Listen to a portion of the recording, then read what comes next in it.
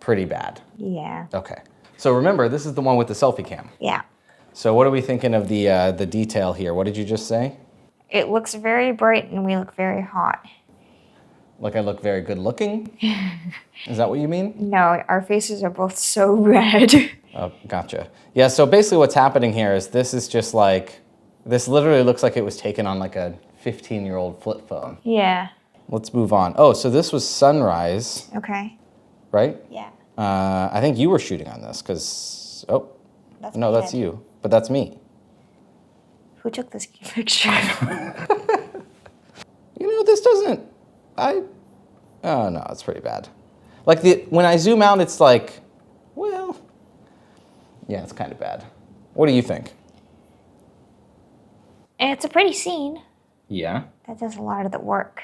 Yeah. But yeah, it looks very old. It's really struggling. Yeah. Oh, great selfie. You've even got your pro finger in the I have front. my finger in it. By the way, if you want to learn how to take images, just like Sophia here, we have a whole video on 7 tips to take terrible photos. Now, what's really interesting about this, looking at these, is like, we were giving these cameras like the best possible scenarios in terms of beautiful shots and nature. The area is just like, you could point your camera any direction and it would look good. Yeah. So, you know, the fact that they're still, well, at least this one, I don't want to say there, we haven't moved on to the second one yet, are struggling, you know, is a bit concerning. Oh my God. We are very yellow. Okay, so let's move on to, Oh, that's pretty. let's move on to the Kodak. Yeah. Okay, so on the left is the Minolta and on the right is the Kodak. Let's zoom into 100% on this one, and then we zoom into 200% on this one, and that kind of gives the same resolution. Yeah. The Kodak one looks way better. Yeah, it does. Like the sky and the green. Let's move over to the foliage. Yeah, the Kodak, it looks way better. And look at the way that it handles the clouds, and there's like a natural gradient in the sky rather than just being one shade of blue. Now, what's going on with this? This one is a modern art piece. Don't you think it's so good, actually? The more you look at it, the better it gets. Yeah.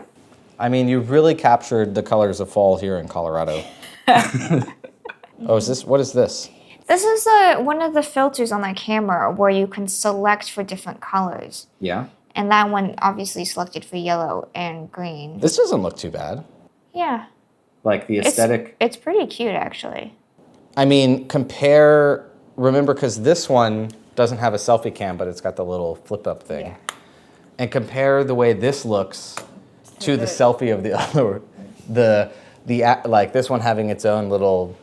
The selfies on that one are not cute. Yeah. Oh, here's you taking those leaf shots that you stole from me. Do you think? Aren't they great? Yeah. These aren't too bad. There's a decent amount of detail. Oh, look, we even got a little ant. Wow. Yeah. Yeah, this one struggles in the same way. It just really, like, obviously, if these were shot in RAW, you would change the white balance because it was definitely not, it's not supposed to look like that. It needs to be more like this, right? But the sky is just completely cooked. What do you think? What's your verdict first on the actual photos that these produce? Well, I think we have a clear winner. The Kodak photos were so much better. You think so? Yeah.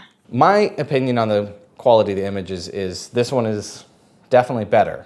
However, it comes back to the question, are these just e-waste? Like, should you just use your phone? Yeah. I think it depends on what you're using it for. Okay, so in terms of the image quality, phone all the way. Yeah. Would you ever buy this? Like, is there enough novelty behind this to justify having it and putting it in your purse or something over also having just your phone? I feel like it gives the same feeling of going on a trip and having a disposable camera and you just kind of take photos as you go and it's intentional. But I don't know if I would buy that. My answer is I would absolutely never buy this. It would feel like a waste of $100 when I could just use my phone. I think the biggest selling point for this is it could make a really great gift for like a kid. So like a kid that doesn't have a phone, or you don't want them to be connected or something like that. If they're, you know, I guess $100 is quite a lot for a 10-year-old or whatever, or at least it was for me. So one of the issues with these tiny point-and-shoot cameras is that their batteries last about as long as I would in a beauty contest. Sophia and I found ourselves charging them every chance we got, but thankfully with the help of today's sponsor, Blue Yeti, it was never a concern. I've been using a big Blue Yeti battery in my home on wheels for over 4 years. Thus, when they reached out to sponsor this video, I was happy to say yes. They sent over their Elite 30 version 2, and I've been using it for over a month now. To me, this is the absolute perfect travel companion for any photographer or creative that spends any time outdoors or indoors for that matter. It's got 2 USB-C ports that each supply 100 watts or more. I've used this to charge anything from my laptop to these tiny point-and-shoot cameras, and most importantly, my Starlink Mini. It's got 2 AC outlets that have let me recharge the battery for this old T2i camera while also being able to use my ridiculously power-hungry electric tea kettle when I want to boil water. It's also got a 12-volt outlet for powering a portable fridge like the one that I have in my car. The Elite 30 version 2 has a 288 watt-hour capacity while remaining ultra portable and compact. I can stash this pretty much anywhere in my car, recharge it using the 12-volt outlet while I'm driving, or, and I love this by the way, plugging it directly into a wall using a standard C13 power cord, meaning no big external proprietary brick. You can also use up to 200 watts of solar to juice it up as well. Considering how affordable, light, and portable the Elite 30 version 2 is, I would recommend it to literally everyone. Having an emergency battery in case of a power outage at home, being able to charge up on the go, or powering things like a Starlink, a fridge, appliances, you name it, is invaluable. Grab yours today using the link in my description or scanning this QR code on the screen now, and you can save 5% off right now. Using this also supports this channel directly, but I genuinely cannot recommend having a power system like this enough. Thanks again to Blue Yeti for sponsoring this video. For photography specifically, give me a rating of photography, like settings or customization or learning any types of photography on this or this. There's not a lot of learning any type of photography on this because there's not a lot of settings. And you would put them all on automatic anyways, so. Hey, I can change my ISO, was it 1600 on this one? Do you know how many times I changed my ISO on this? 0. 0. Exactly. So there's no learning photography unless you're thinking composition and you can just point and shoot, but it's really just fun. Yeah, because the other thing is like even on a lot of modern phones, they have at least 2 lenses. So you can change lenses and explore with that. You can zoom in with your phone. And you can download apps that change things like shutter speed, and you can do more on a phone to practice photography than you could on this. So I think for the scope of this video, like the whole point of this was, can you do photography for $100? For new cameras, I'm gonna go with absolutely not. Yeah. Even though these are not recommended for learning photography or doing photography, we're not done with this video. So the entire time that we were shooting with these, I was also shooting with an old Canon T2i. All right, Sophia has left us for our segment to talk about the T2i. And this camera is almost 16 years old. But this isn't really about specifically the Canon T2i. This is not necessarily the camera that you have to go out and get if you're trying to only spend $100. I had a couple cameras that I had on my radar for the budget that I had. I'm actually going to have an article linked down below where I have camera suggestions from about $100 to $300 if you're in the used market for a camera in that range.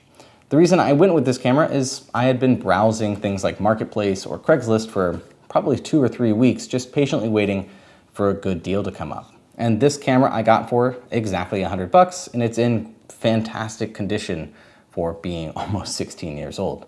Now, the best part about this is I also wanted to make sure that whatever camera I picked, you could get it yourself without having to sit and wait on something like Marketplace or for the correct deal to come up. You can find this camera and this lens on a website like MPB. Now, disclaimer, this video is not sponsored by MPB. They have nothing to do with this video, but I have worked with them in the past. But the best part about a service like MPB is that it comes with a, I believe, 6-month guarantee. So if you get the camera and it doesn't work or something's wrong with it, they'll take care of you. And the best part is that it was very close in price. Like for example, I think I could have gotten this T2i and the lens on MPB for something like $140 or 150 bucks. But that would have broke my budget. So I didn't, and I had to patiently wait on Marketplace, which you can do the same. Okay, so for comparison's sake, let's take a quick look at a few of the images that came out of the T2i completely unedited. And then I will show you a few edited images as well. The important thing here is that I shot all the images in RAW, which is these little guys are not even capable of, and it means that we could edit these images. You don't necessarily have to if you're not at that point in your journey, if this is something you end up dabbling into, but because we shot in RAW, it is something that we can do. So we're gonna start off right with sunrise. This was before the sun even came up during blue hour, and let's just zoom into the details here. Let's go to 200%. And you're probably already gonna notice a world of difference here in terms of the quality of this camera versus the cameras we were just looking at. And just really quick, put the timer on the screen right now. Let's do a quick edit of this. Let's put that Adobe landscape, that's very saturated. And this color balance is definitely way off. It should be something more like this. Let's maybe bring down the saturation a little bit. Let's bring up the contrast. We're gonna create a quick linear gradient. I just hit M on my keyboard if you're using Lightroom. I'm gonna bring down a bit of the light there, and then I'm gonna bring up the light in the whole image really quick. Let's do that. Maybe that's a little bit too much. I like to bring down the clarity, and honestly, that's looking pretty close. Let's bring up the sharpening, mask out some of that sharpening, and yeah, about there. Before, after, quick edit. To me, that's a pretty beautiful image. Now, I was shooting with a tripod, so I kept my ISO pretty low. That's gonna give this guy its best chances at taking high quality images. But this is the kind of thing that I would shoot with a tripod on my brand new cameras. So I feel like the quality, it's pretty good. On this little 18 megapixel sensor, let's zoom into 200%. Yeah, it's not as sharp as you would expect from something like my Canon R5 or anything, but it was literally $100. And this, I mean, this is just a night and day difference versus the images we were just looking at. Okay, let's take a look at a few more of the RAWs. We looked at this RAW before on one of the other cameras. Here's this image on the T2i, and the details are just way more present. Like the image quality is literally night and day difference. Let's keep moving on here. Oh, here's one of the images that Sophia showed you that I'm pretty sure she stole from me, that she took on one of the other cameras. We can go into, let's just do 100%. It's a little blurry, a little bit out of focus. Maybe over here was better. Can't tell where the focus was. Looks like it might have been maybe here, but pretty good, all things considered. I actually really like this particular image from that day. This one or this one, I think I would rotate it. This is unedited, again, you know, nice, I like it. Good amount of detail there, looks pretty good to me. Okay, there's that sunrise. This is before it came up, and the other cameras, if you remember, the clouds just look like giant white mess. Let's see how much you could actually recover here. Nothing looks like it's clipping, all the details are there, and because we're shooting in RAW, we have actual image quality from this. There's a lot you could do to the image. Honestly, I'm genuinely surprised at how good the images came out of this guy, even though he's 16 years old. This one, it looks like I blew out the highlights, but if you check over here on my histogram, it's not showing anything is blown out. And it looks like we can actually recover all of that sky detail there if we wanted to, which is honestly just super impressive. Okay, I think that was a quick enough overview to see the difference or the image quality that you can get from this. And I'm gonna be putting on the screen right now some of the images that I took and edited so you can see. And also in those edits, I tried to keep the edits pretty minimal. Within a couple minutes, things that you could do yourself. But also that's the best part about this is that you can take the images and learn editing as you go. Unlike buying something like this, you're not gonna really spend any time editing them because you can't. The data is just not there. But outside of just image quality or the images that you're seeing on the screen that have been edited, my most important thing about this camera or getting a camera like this has less to do with the image quality. Hypothetically right now, if you took this camera or my iPhone 17 Pro and gave me one to learn photography, Sure, maybe the iPhone 17 Pro would give me better image quality after doing a bunch of stuff that I normally do in my yearly video.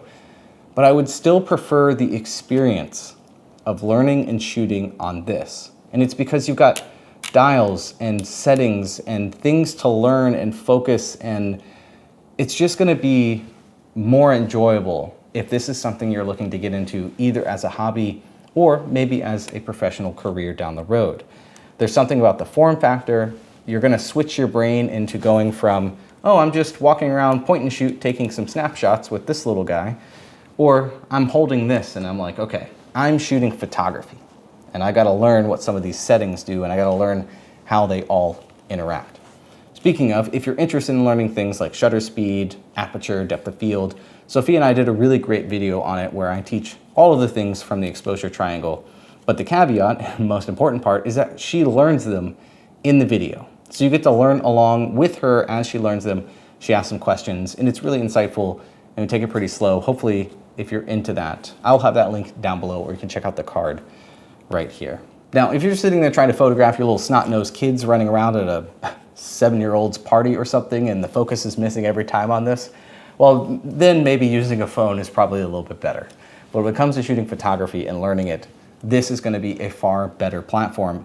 And as you can tell from the images that I've shown you, you're probably also going to be more pleased with the results and also more pleased with yourself because it's a more tactile, enjoyable experience and you're actually doing it as a hobby. So, do I think photography is possible at $100? Well, if it's not obvious from the video so far, absolutely. I think some of the images that we walked away with from this are spectacular for the amount of money we spent on the camera. And the things that I was doing are not super complicated. Once you learn a few of the settings, you set it on a tripod, you point it in the direction of a beautiful place like the San Juan Mountains of Colorado. You can come away with some really beautiful images. But more importantly, this is a platform to learn everything you could possibly want to learn on. If you bought this camera right now and knew nothing about photography and taught yourself photography on this camera, you would be able to use any camera in the future. Any camera that's come out since this camera, you would know basically everything. There's just a few settings that might be a little bit easier on there, like eye detect, autofocus, or animal detect, or AI this or that. But when it comes to shooting photography on something like this, I might pass. These are probably just e-waste, as I alluded to in the beginning of the video. But this is not. This is actually the opposite of e-waste. You're saving it from a landfill or sitting on a shelf collecting dust or anything like that, and you're putting it to use, and hopefully, most importantly, getting out and enjoying life and finding some inspiration and capturing the beauty of the world. So I hope you do. Like I said, I'm gonna have an article linked down below with a few camera recommendations in the price range of $100 to $300 if you're interested in getting into photography. Anyways, if you enjoyed this video, give it a like and consider subscribing. We're gonna have some more content, maybe a video about $500 cameras, a video about other budget cameras. So subscribe if that's something you're into. There's gotta be around out there somewhere. We just gotta go find it. Later.